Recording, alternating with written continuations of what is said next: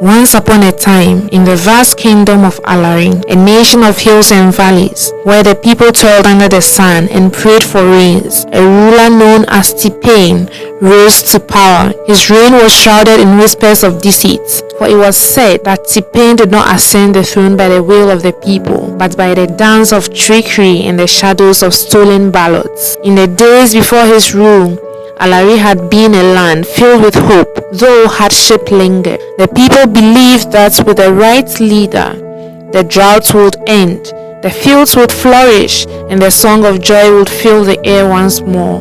But T-Pain had other plans. On the night of his ascent, the stars themselves seemed to turn away. The wise elders of the land, those who held the ancient scrolls of the kingdom, had predicted a ruler who would come not through merit but through guilt. And T-Pain, with his silver-tongued advisors and the silent weight of his gold, stole into the hearts of the nation's most secret chambers, taking the crown without honor. T-Pain's ministers, those who sat beside him in the golden halls, were gluttons of wealth, feeding themselves on people's labor, while the common folk grew thin with hunger. Every market was filled with whispers. T-Pain has filled his vaults, they said. He does not walk among us. He does not hear our cries. And it was true.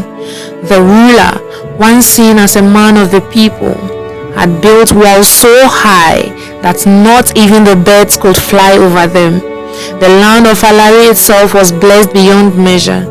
Beneath its soil lay rivers of oil, so rich and abundant that the wealth it promised could have transformed the nation into a paradise. The earth hummed with potential, and for generations the people of Alari had seen their oil as a gift from God, a blessing meant to lift them out of poverty and make their kingdom a beacon of prosperity across the world. When he took power, T-Pain swore to use the oil to build Alari into a land where no child would go hungry, where every family would have a roof over their head, and where schools and hospitals would dot the land.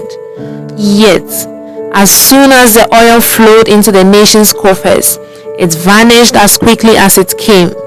The wealth from the oil fields never reached the people. Instead, it lined the pockets of T-Pain's inner circle, enriching those who stood beside him, while the citizens of Alari were left to scramble for the crumbs.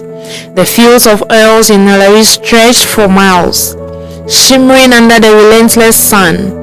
But while foreign ships came to carry away barrels of this liquid wealth, the people of Alari watched in disbelief as their country remained trapped in poverty. In the cities, the roads crumbled, schools fell apart, and hospitals became places of despair.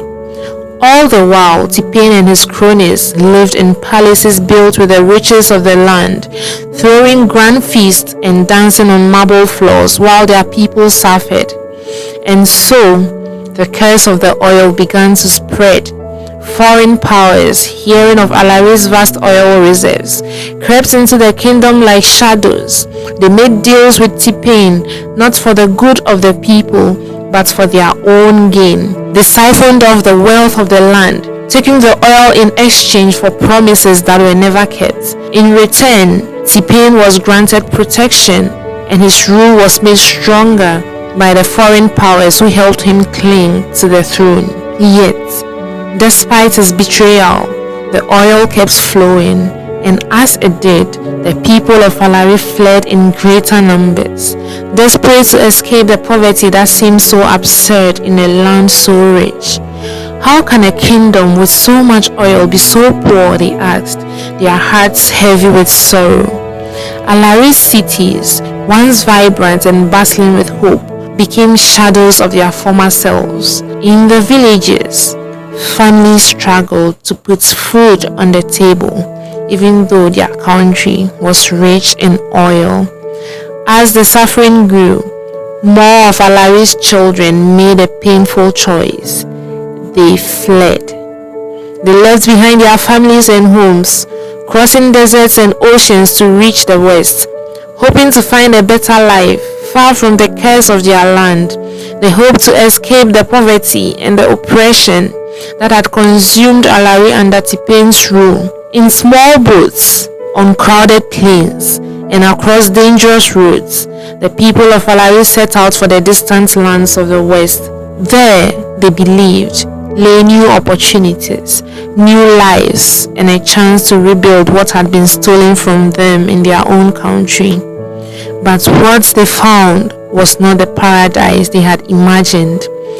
In the West, the people of Alari were greeted not with open arms, but with suspicion, mistreatment, and disdain. The color of their skin, the accents of their voices, and the traditions they carried with them made them outsiders in foreign lands. Some were met with outright racism. Others were treated like second-class citizens. Their humanity questioned, their worth diminished. And yet, despite the struggles, many persevered. They worked in fields they did not own, toiled in factories for wages far lower than their Western counterparts, and they lived in neighborhoods where they were often unwelcome. No matter how hard they tried to adapt, they could not fully escape the weight of discrimination.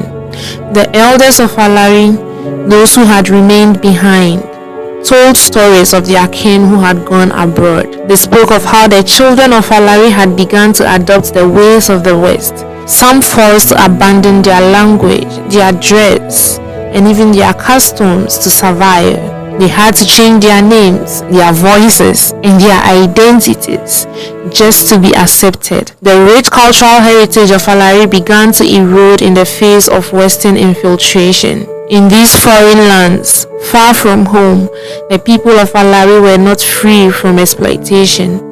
The kings and rulers of these faraway nations saw them as little more than workers, to be used and discarded. Opportunities were given, but always with strings attached. And though they sent money back home to their families, hoping to build a future for those they had left behind, they found themselves stuck in a land that never fully welcomed them.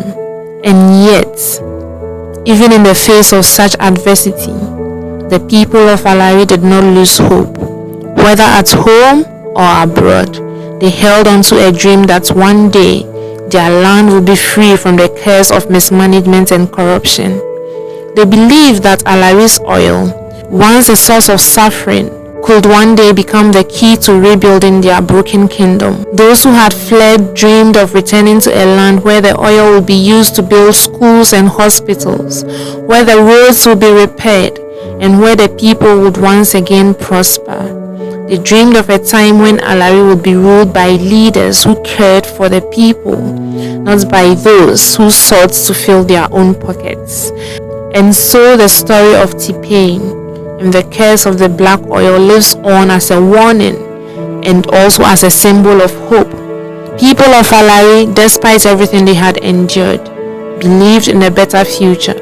They knew that no amount of greed or oppression could silence their spirits, for one day they would return to a land where the oil, once a curse, would become a true blessing, a blessing that would heal their land, restore their people, and rebuild the kingdom of Alari into a nation stronger than ever before.